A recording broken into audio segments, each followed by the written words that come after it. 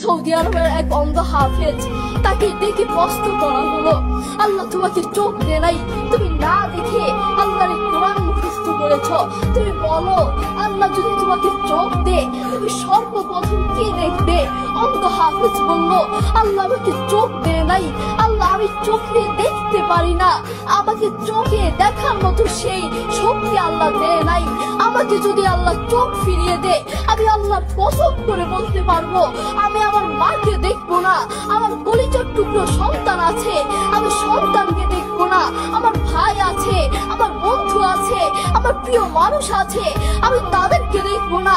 আমি দেখবো যে কোরআন আমি না দেখে মুখস্থ করেছি সেই কোরআন দেখবো, সেই কোরআনের আয়াতগুলো কত সুন্দর তার দিকে তাকাবো। আল্লাহু আকবার।